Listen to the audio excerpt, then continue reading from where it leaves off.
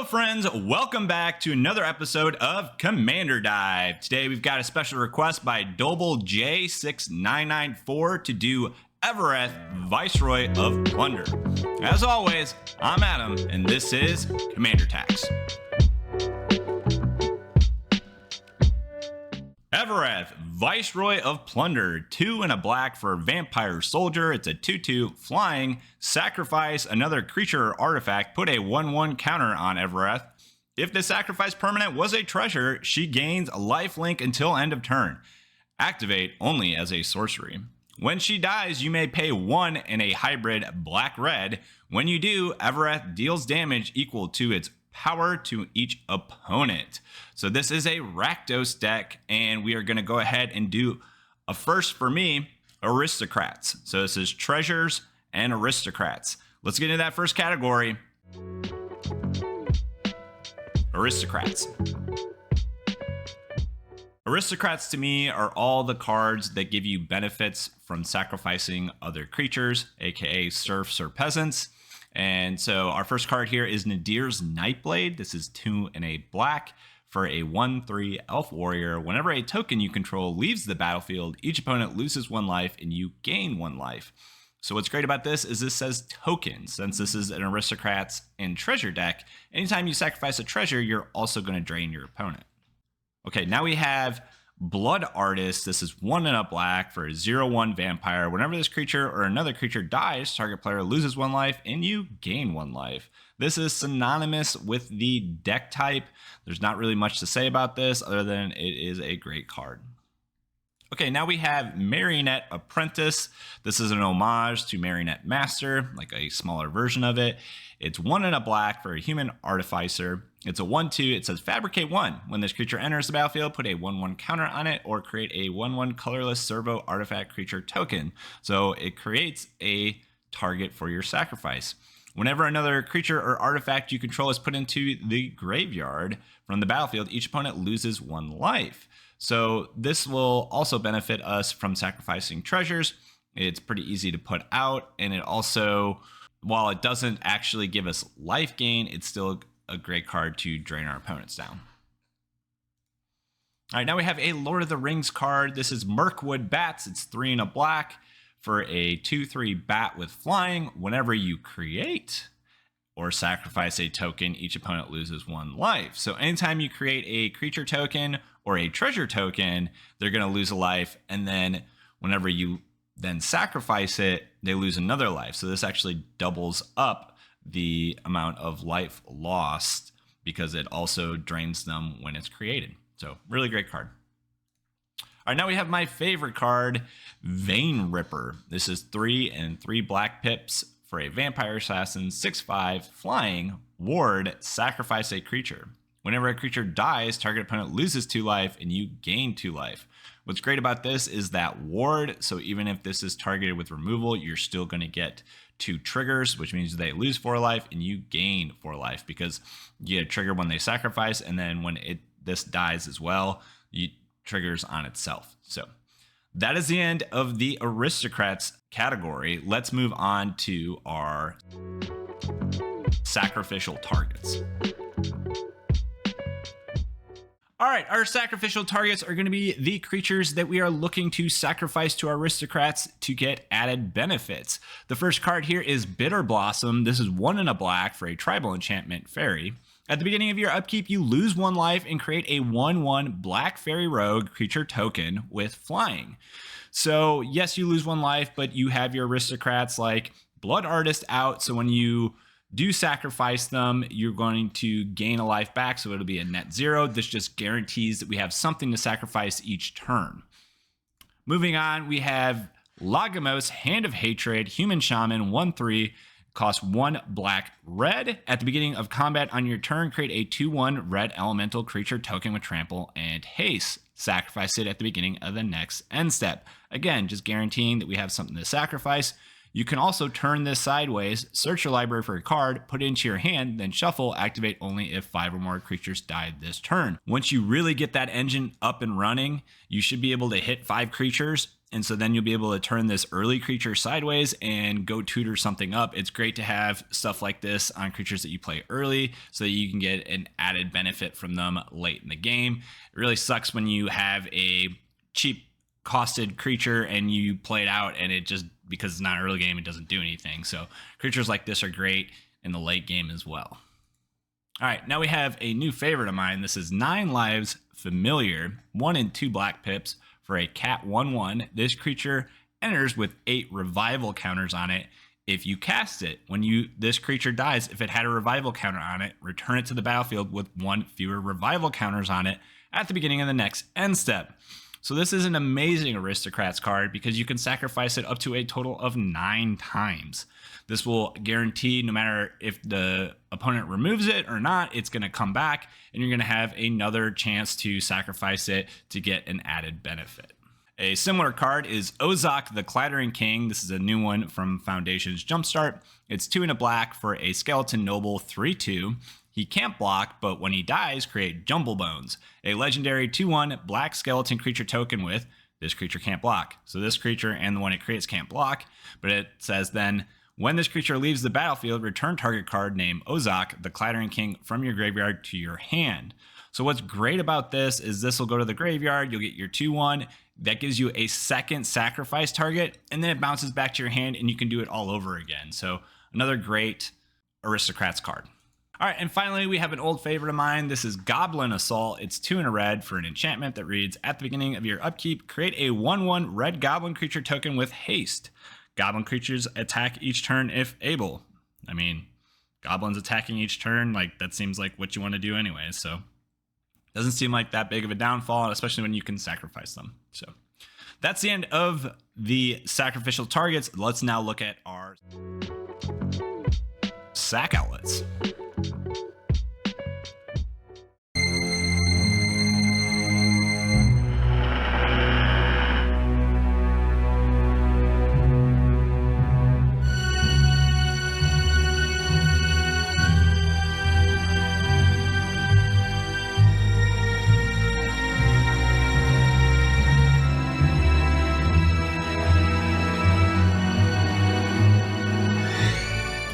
Are 3 things that you need for an Aristocrat style deck. You need obviously Aristocrats, so those are the ones that are going to drain your opponents. You have to have sacrificial targets, and then finally you have to have sacrifice outlets. So these are the cards that actually do the sacrificing, and then the Aristocrats give you the benefit, and then you have your serfs, which are the ones that are dying. So this is a 3-part combo, but let's take a look at that first card. High Society Hunter. This is a new Foundations card, 3 and 2 black pips for a 5/3 Vampire Noble flying. When this creature attacks, you may sacrifice another target. If you do, put a 1/1 counter on this creature. Whenever another non-token creature dies, draw a card.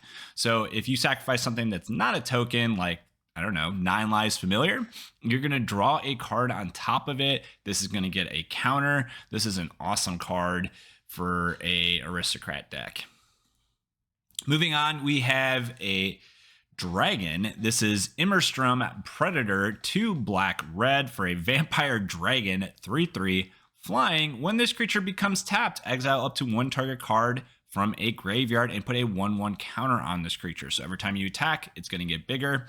Or if you sacrifice another target, this creature gains indestructible until end of turn and you tap it. So if you just need to sacrifice something because it's being targeted, you make it indestructible, and then you still get to exile something and make it bigger. So the longer this stays on the field, if it's not being exiled, it's going to stick, and especially in a deck like this, and it's going to be massive and should be a win con after a few turns.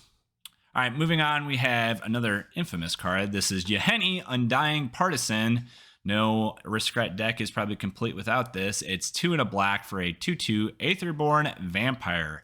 Haste. When a creature an opponent controls die, you put a 1/1 counter on Yahenni, and then you can sacrifice another target to give Yahenni indestructible until end of turn. So again, very similar to the last card, is just going to get bigger and allow you to swing in and hopefully win the game. All right, now we have a new card. This is Warren Soul Trader, 2 and a black from MH3. Zombie Goblin Wizard, 3/3, pay 1 life, sacrifice another creature, create a treasure token. I love this. This works in so many different ways because we are doing both a treasure deck and an Aristocrats deck. So being able to sacrifice something and then get the treasure, which is the other side of the coin here, is really going to help this deck out. This is an all-star sack outlet. All right, now we have another new card. This is Rakdos the Muscle, 2 and then 2 black pips and a red pip for a Demon Mercenary 6/5 flying trample. Whenever you sacrifice another creature, exile cards equal to its mana value from the top of target player's library. So in 9 lives familiar's case, this would be 3.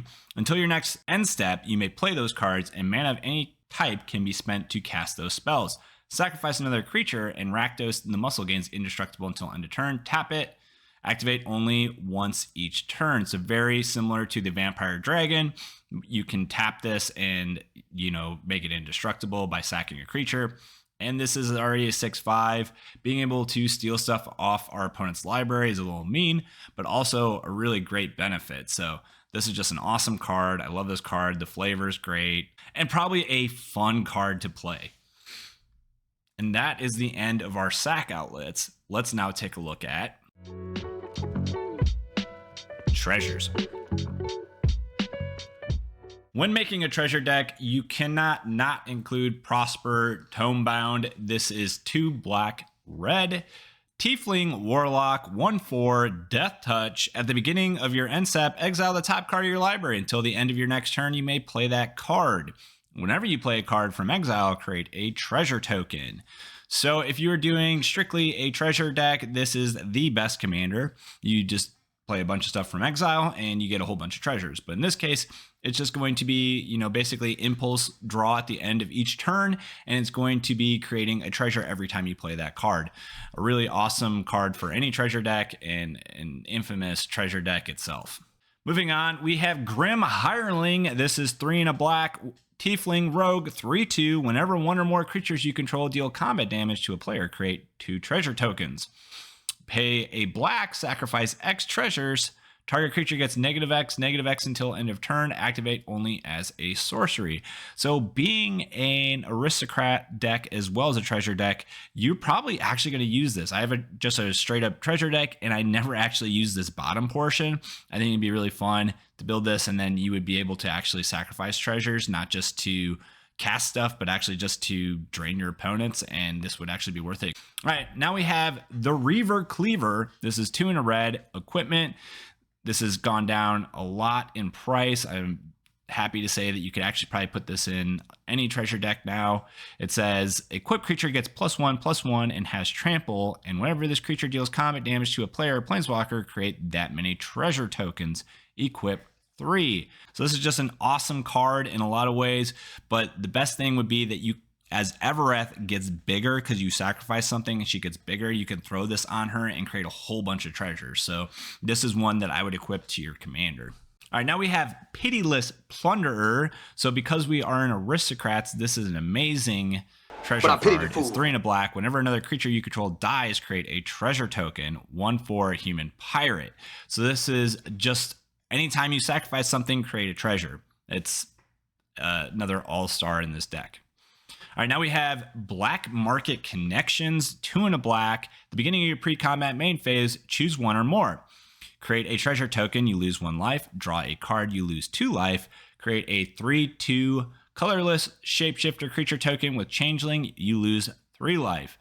I say this every time I feature this card because I do love this card. I featured it before, but don't feel like you have to full send. Don't give into that peer pressure. I very rarely do the last one, create a 3/2 shapeshifter. I don't think you probably even need that in this deck. However, if you get that engine up and going, you may be able to basically net zero this by sacrificing a whole bunch of stuff. So maybe you do full send. Maybe you turn a 1/1 into a 3/2. Not a bad way to go. So really great way to guarantee a treasure each turn, and also just a great card draw engine. All right, now we have a dinosaur. This is Bonehorde Dracosaur, 3 and 2 red pips for a dinosaur dragon Flying First Strike, at the beginning of your upkeep, exile the top 2 cards of your library. So this is actually going to synergize with Prosper as well. You may play them this turn. If you exiled a land card this way, create a 3/1 red dinosaur creature token. So that's more sacrificial fodder. And if you exiled a non-land creature card this way, create a treasure token, and it's a 5/5. So this checks all of the boxes for this deck. This is an all-star as well, just one that I would think would go in any treasure aristocrat deck. All right, now we have a Lord of the Rings card. This is Lobelia Sackville Baggins. I love the art on this card. It's 2 and a black. I actually just love everything about this card. It's a 2/3 halfling citizen with flash, menace. When she enters the battlefield, exile target creature card from an opponent's graveyard that was put there from the battlefield this turn. Then create X treasure tokens, where X is the exile card's power. So if you could exile, let's say, a Galta, you could get 12 treasures off of this. This card for 3 mana could be amazing. You know, think about that for a second. Pay 3 and get 12 treasures. Like, this could be busted. That is all the treasure cards. Let's now take a look at protection. So Evereth reads, you can pay 2, 1 in a hybrid when she dies to deal damage equal to her power to each opponent. So I wanted to actually take advantage of that. So I added several cards. I had, I think, 5 or 6 of them. You could actually do more if you wanted to. There's just so many of these effects in Magic. But the first one here, you'll understand when I get into it. Feign Death, it's 1 black and says until end of turn, target creature gains. When this creature dies, returns to the battlefield tapped under its owner's control with a 1/1 counter on it. So you could actually use one of your sack outlets to sacrifice Evereth, but you would first play Feign Death on her, and that way she comes back and she gets even bigger. So you then can pay 2. I mean, you have to have the mana for this, but I love the effect of being able to drain your opponents down with Evereth herself. All right, now we have another card. It's Fake Your Own Death. This is 1 and a black from Foundations.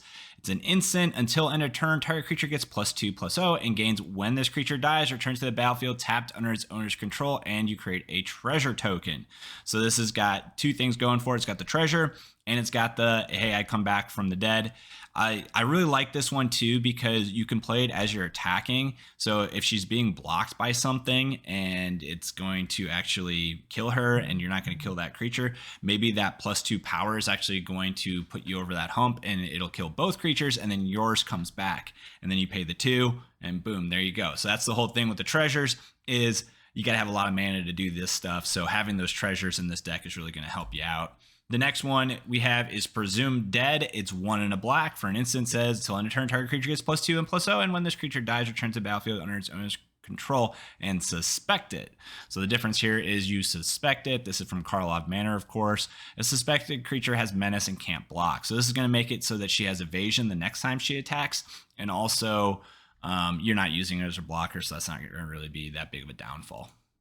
Now we have Not Dead After All. This is just 1 black pip for an instant, and it says until end of turn, target creature you control gains. When this creature dies, returns to the battlefield tapped under its owner's control. Then create a Wicked Roll token attached to it. So a Wicked Roll is enchanted creatures +1/+1, and when this aura is put into a graveyard, each opponent loses 1 life. So this means that if they kill it again, now they're going to get drained for you sacrificing it, and then also for the additional for the enchantment going to the graveyard. Okay, that is all the protection spells I want to talk about. Let's move on to everything else. Our everything else category is our largest today because we got 2 different things going on here. This is going to kind of round the deck out and make it feel more streamlined and a little bit more synergistic. The first card here is Kalain Reclusive Painter. I actually have this as a commander for my treasure deck. I love this card. It's 1 black, 1 red for a human elf bard, 1/2. When Kalain enters the battlefield, create a treasure token. Other creatures you control enter the battlefield with an additional +1/+1 counter on them for each mana from a treasure spent to cast them. So what's awesome about this is if you play this first, you're going to get a treasure, and then you can play Evereth and use that treasure, and now she comes in with a +1/+1 counter. And then let's just say Lobelia gets to exile a Galta and you get 12 treasures and you play something really big. It could come in with, 8, 7, 6, I don't know, however big the creature is, that many counters. And that's kind of what I do in my other treasure deck, but it's just a really awesome benefit for a cheap card. Moving on, we have Helm of the Host. This is 4 generics for an equipment. At the beginning of combat on your turn, create a token. There's a copy of equipped creature, except the token isn't legendary. That token gains haste. It's got an equip 5. This is an awesome card for so many reasons. It can go in a lot of different decks. It's in here so that we can copy things like 9 Lives Familiar or Ozok. So you can copy Ozok, and then you could have 2 Ozoks, which means it gives you 4 targets to sacrifice. You could also do Evereth so that you can take advantage of that bottom section even more. Every time you sacrifice, you're going to do an additional 2 damage to everybody. Just an awesome synergistic card. One more example would be Vein Ripper, which would be insane. If you got this on Vein Ripper, I mean, game over, right? So yeah. All right, moving on. Now we have Flame War Brash Veteran, 1 black-red for a robot. This is a Transformers card. More than meets the eye for black-red. Sacrifice another artifact, put a 1/1 counter on Flame War, and convert it. Activate only as a sorcery. Pay 1, discard your hand, put all exiled cards you own with intel counters on them into your hand. This is a 3/2. On the other side, it reads, Living Metal Menace Death Touch. When Flame War deals combat damage to a player, exile that many cards from the top of your library face down. Put an intel counter on each of them, convert Flame War. So the earlier you can get this out, the more damage you can do with it, the better. And eventually you're going to be able to get rid of your hand and hopefully draw a ton of cards from your face down exiled pile. Moving on, we have Enduring Courage. This is a new Dustmourne card, 2 and 2 red pips for a Dog Glimmer 3/3. Whenever another creature you control enters, it gets +2/+0 and gains haste until end of turn. So having haste enablers in any Rakdos deck is a good thing, and this one is no different. When this dies, if it was a creature, return it to the battlefield under its owner's control. It's an enchantment. So this is a really hard to remove card, so this is why I opted for this one instead of, say, Anger. You could put Anger in here, but exiling the library or exiling your graveyard is actually pretty easy. So this is a cool replacement, and I think it actually works maybe better than Anger. I don't know. It's probably not better, but it's about on par. All right, now we have Alesha, who laughs at fate. I'd love to do a commander dive on this. If you guys agree with that, hit me up in the comments. And also, I'm going to take this time right now to tell you guys, subscribe and like, please. 1 black-red human warrior, first strike. When she attacks, put a 1/1 counter on it. At the beginning of your end step, if you attack this turn, return target creature card with mana value less than or equal to Alesha's power from your graveyard to the battlefield. So the bigger you can get her, the better stuff you're going to be able to get out. But just being able to get out some of your fodder for sacrificing is going to be really good here too. And the bigger she gets, the better stuff you can get as well. Now we have Timothar, Baron of Bats. This is 4 and 2 black pips. It's got a Vampire Noble 4/4, discard a card. So one of the things we have going on in this deck is kind of a vampire sub-theme. It wasn't even intentional. There's just a lot of vampires in Rakdos that work really well with Aristocrats. Whenever another non-token vampire you control dies, you can pay 1 and exile it. If you do, create a 1/1 black bat creature token with flying. It gains when this creature deals combat damage to a player, sacrifice it, and return the exile card to the battlefield tapped. This is where Helm of the Host can come in to play really well, is that you can always have a token. So if for some reason the bat never is able to hit and you lose the card, you still have a token of it. Just an idea. I don't know how well that would actually work, but because once the token's removed, well, now it's stuck in exile. So I would never use this on my commander, but using it on other legendary creatures would work fine. Nice little synergy with Helm of the Host. All right, now we have a win con for a lot of treasure decks, and I actually use Crackle with Power, but this is kind of the same thing. This is a little bit easier to pull off. It's Torment of Hailfire, X and 2 black pips. Repeat the following process X time. Each opponent loses 3 life unless that player sacrifices a non-land permanent or discards a card. So you get a whole bunch of treasures and you just dump them all into this, and then they don't have enough stuff to sacrifice, or they're having to sacrifice all their lands, and then they're not going to be able to play, and you're just going to win the game. All right, now we have Necrosynthesis. This is 1 and a black for an enchantment aura. Enchant creature. Enchanted creature has, whenever another creature dies, put a 1/1 counter on this creature. So you can equip this to Evereth, and you can double up the counters that she's getting. When an enchanted creature dies, look at the top X cards of your library where X is its power. So the stronger that Evereth gets, the more cards you're going to be able to look at. Put one of those cards into your hand and the rest on the bottom of your library in a random order. So almost a rummage ability that could rummage you something really good if you get Evereth really powerful.